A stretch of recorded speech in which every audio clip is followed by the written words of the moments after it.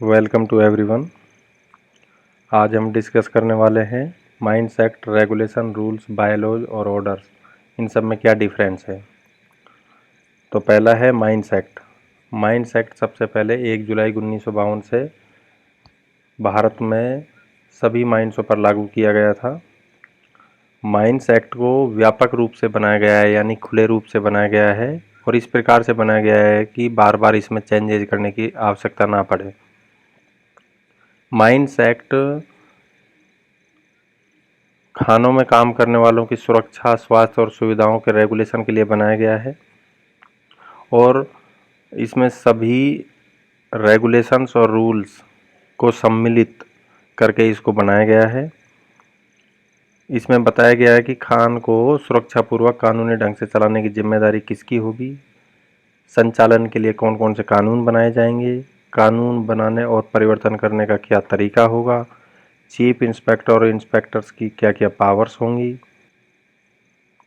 कानून का उल्लंघन करने वाले को क्या सज़ा मिल सकती है और साथ साथ ये भी बताया गया है कि खान में काम करने वाले जो प्रति व्यक्ति है, प्रतिदिन और प्रति सप्ताह उसको कितने घंटे का आराम दिया जाएगा, कितने घंटे वो काम करेगा, कितना रेस्ट दिया जाएगा, कितनी संवेतन छुट्टियां दी जाएंगी और उसके लिए फर्स्ट एड, पीने के पानी, रेस्ट शेल्टर, स्वच्छता और मेडिकल जांच की क्या व्यवस्था होगी। माइंस एक्ट के अंदर जो नियम दिए गए हैं उनको हम सेक्शन बोलते हैं और माइंस एक्ट के अंदर कुल 88 सेक्शन है। माइंस एक्ट को संसद में पास कराया जाता है या संसद पास करती है माइंस एक्ट को। भारत में मौजूद सभी माइंसों में जो माइंस एक्ट है 1 जुलाई 1952 से लागू हुआ था, उससे पहले माइंस एक्ट 1923 लागू था।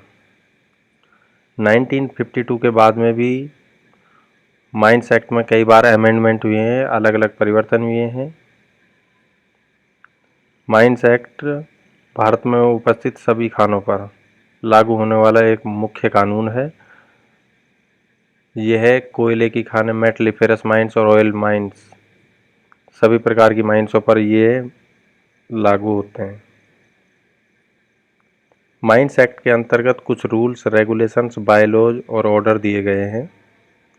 माइंस एक्ट व्यापक रूप से लिखा गया है, इसका ढांचा ऐसा बनाया गया है कि बार बार परिवर्तन की आवश्यकता ना हो, जो आपको पहले बता दिया है। एक्ट के सेक्शन 57 में केंद्रीय सरकार को सुरक्षा के विभिन्न टेक्निकल विषयों पर विस्तृत कानून बनाने का अधिकार दिया गया है। इन्हें रेगुलेशंस कहते हैं, या साधारण भाषा में कहें तो जो रेगुलेशंस हैं वो माइंस में टेक्निकल सब्जेक्ट्स को बोले, जैसे पिलर का साइज क्या रहेगा, हमको बैरियर कितना छोड़ना है, बेंच की हाइट क्या रहेगी, जो इस तरह की जो भी चीज़ें रहेंगी माइन से जुड़ी हुई, वो रेगुलेशंस के अंदर बताई हुई हैं। और रेगुलेशंस हैं जो 3 प्रकार के हैं। कोल माइन रेगुलेशन जो पहले 1957 था, अब अपडेट होगा 2017 हो गया है। मेटलिफेरस माइंस रेगुलेशन जो पहले 1961 था, अब 2019 हो गया है। Oil mine regulations 1984। उसी तरीके से जिस प्रकार रेगुलेशंस बनाए हैं उसी तरीके से हेल्थ, सेफ्टी और चिकित्सा संबंधी सुविधाओं के विषयों पर कानून बनाने का अधिकार माइंस एक्ट के सेक्शन 58 में सेंट्रल गवर्नमेंट को दिया गया है। इनको हम रूल्स कहते हैं। रूल्स हेल्थ के रिगार्डिंग बनाए गए हैं।